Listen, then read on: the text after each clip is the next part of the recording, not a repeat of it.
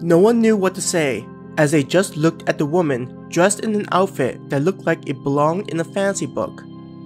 His mother was unsure how to proceed with the wound in the woman's stomach.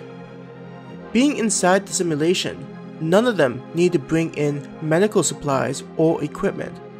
If they were injured, the suit was able to provide temporary medical aid, but any severe injuries would just lead to them fading away and appearing at the beginning. Han remembered the times he had died in the simulation, waking up near the entrance to the village above them. Aside from the slight disorientation from being killed to being alive, the experience was efficient and straightforward.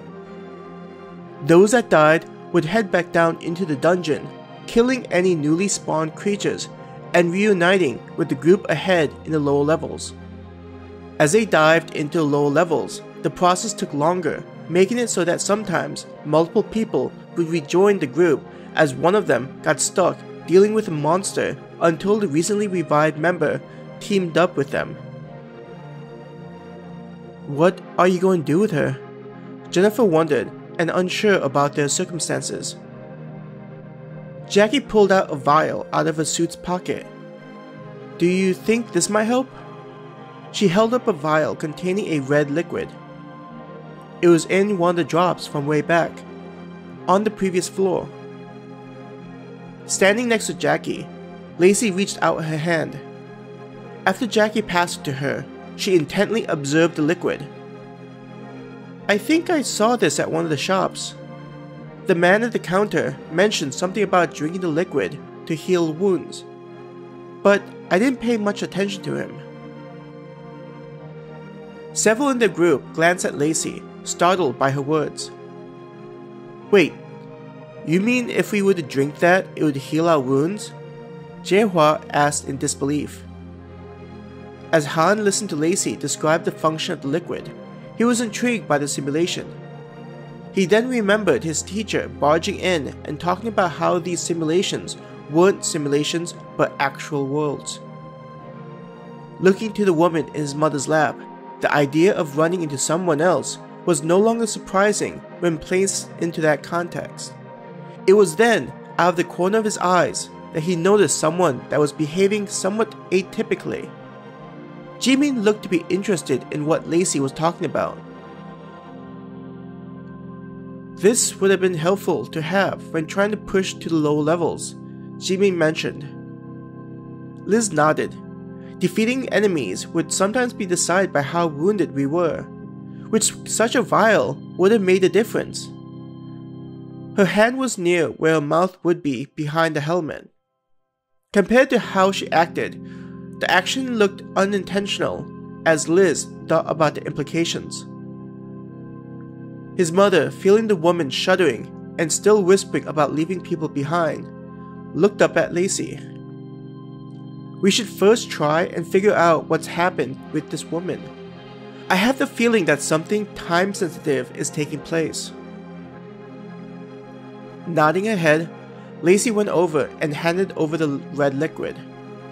I was told you could either drink the substance or sprinkle it over the wound. Taking the liquid, his mother nodded her head. The vial looked to be just the glass container with a stopper to keep the substance contained. Seeing nothing special about the stopper, she popped it with only one hand, while the other was used to help the woman up. Here, just drink this, and you'll feel better, she whispered to the woman comfortingly. It didn't seem like the woman could understand what his mother said, but she still opened her mouth. Soon the red liquid was poured into the mystery woman's mouth, a little dribbling down the corners of her lips. When the vial was emptied, all of them was curious about what was going to happen. Han carefully watched the woman to see what would occur. Would the liquid react instantly, or take some time? Time passed before the woman's eyes slowly flooded open. Judging by the way she looked, there was some confusion as to what was going on. Who? She asked, looking around at each of them. Jennifer's helmet let out a hissing noise as it opened up. Sorry about that. It must have been strange waking up to all of us still inside of our suits. She laughed, embarrassed. Placing a hand on her chest, Jennifer explained, My name is Jennifer. We were exploring this area when you came stumbling out of the grass. Seeing what Jennifer was doing, one by one, they revealed their faces so the woman could see them. Judging by the look on the woman's face, being able to see who they were was preferable compared to their ominous appearance before. You mentioned about leaving people behind, Amanda asked gently.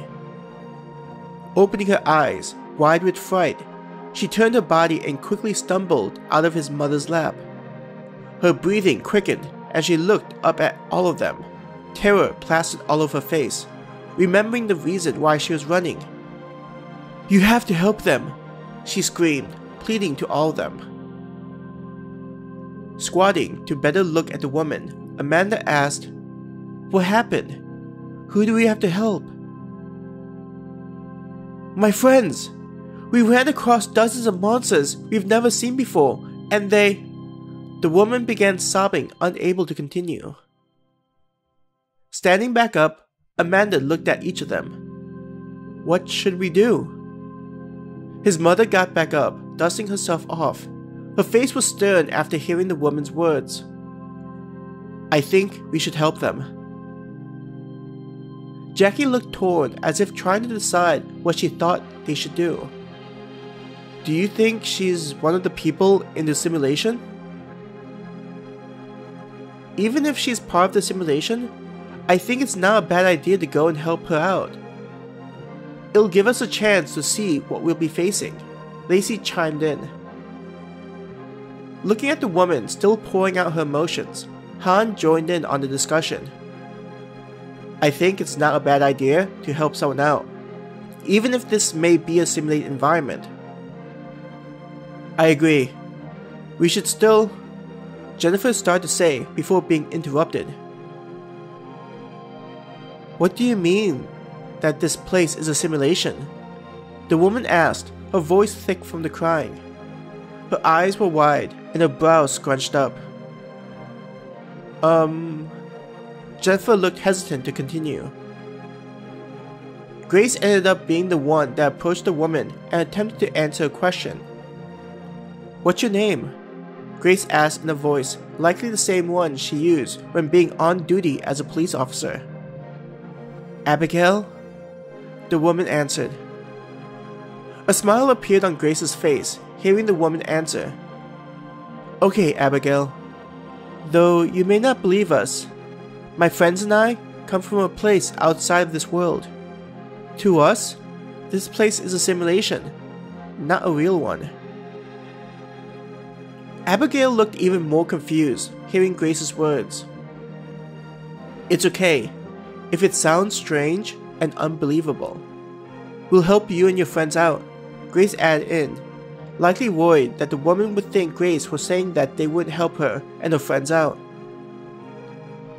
Even after hearing Grace's words, Abigail looked to be trying to understand something. She looked at each one of them, her mouth slowly moving, as if she was talking to herself. I don't understand. How is this a simulation? It's inside of our facility, where we can travel here when we want to train. Lulu tossed in the words, surprising everyone. Lulu noticed the reaction. What? It's not like it matters if she knows, right? Looking at the ground, after hearing Lulu's words, Abigail began mumbling. That doesn't make any sense, over and over again. Worried about the woman, Grace placed a hand on the woman's shoulder. Abigail, what's wrong? Lifting her head up, Abigail looked straight at Grace. She seemed to be stuck on some idea before stating, But my friends and I aren't from here either. We just entered that doorway inside that abandoned building to get away from those zombie creatures. I think they're called modified humans?